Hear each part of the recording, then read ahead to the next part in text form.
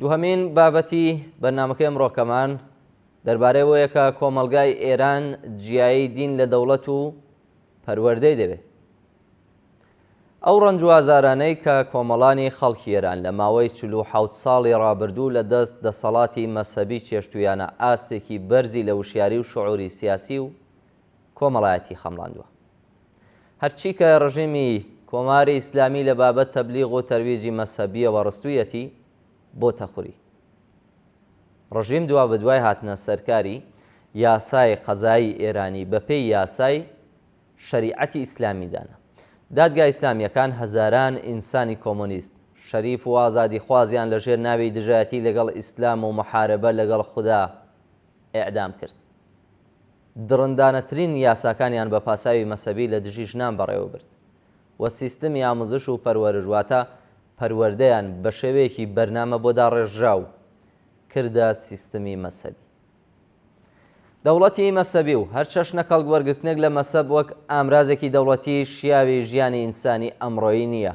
ئێستاکە خەباتی خەڵکی ئێران بۆ ئازادی و بۆ بەهرەمەندبوون لە ژیانی شیاوی ئینسان پێناوەتە قۆناغێکی نوێ و خەڵکی ئازادی خواز لە دروشم و داخوازیەکانیاندا ڕژیمی ئیسلامی و یاسا دژی ئینسانیەکانیان کردوتە ئامانج و دروشمی جیایی دین لە دەوڵەت وەتە داخوازێکی گشتی.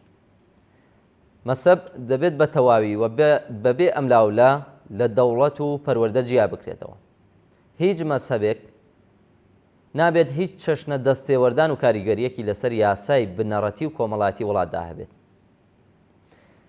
ناوەند و دامودەستگای مەسەبی دەبێت بە تەواوی لە دەوڵەت جیا بکرێتەوە و هەر چەشنە یارمەتیەکی ماڵی و هیتر لەلایەن دەوڵەتەوە بۆ ناوەند و دامەزراوە و چالاکی مەسەبی دەبێت هەڵبوەشێتەوە.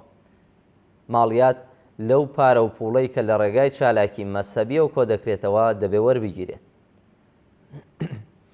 بەرپرسانی مەسەبی نابێت لە هیچ چەشنە ئیمتیازێک و چ بۆ وەرگرتنی پۆستی دەوڵەتی و چ لە بەرامبەر یاساکانی وڵاتدا نابێت لی بەهرەمەند ببن. هەر هەڵاوارنێکی یاسایی بە پێی مەسەب و جێگا و شوێنی مەسەبی و یان بیر و باوەڕی ئەوان بە مەسەب دەبێت هەڵبوەشێتەوە. نابێت لە قوتابخانەکان زانکۆکان و باقی دامەزراوەکانی پەروەردە و بارهێنانی دەوڵەتیدا هیچ یاسا و ڕێسا و بارهێنانێکی زۆر ئەملەی مەسەبی بەڕێوە بچێت. هیچ مەسەبێک نابێت مەسهەبی ڕەسمی وڵات بێت. دەوڵەت دەبێت مەسەب وەک ئەمری تاکە کەسی کەسەکان بەڕەسمی بناسێت و تەواوی شارۆمەندان دەبێت لە هەڵبژاردننی مەسەب و یان نەبوونی مەسەب ئازاد بن. کەسایەتی و بیر و باوەڕی هیچ کەسێک نابێت لە بەڵگە و نووسراوەکانی ڕەسمی وڵاتدا تۆمار بکرێت و سەرنجام مافی سیاسی و کۆمەڵاتی یەکسان بۆ هەمووان دەبێت سربەخۆ لە بیر و باوەڕی مەسەبی و غەیرە مەسەبی دەبێت دابین بکرێت. ناوبڕێک وەربگرن دەربارەی دەستگای قەزایی گەندەڵی ڕژیمی ئیسلامی بابەتێکمان هەیە دێمەوە خزمەتان. فەرموو.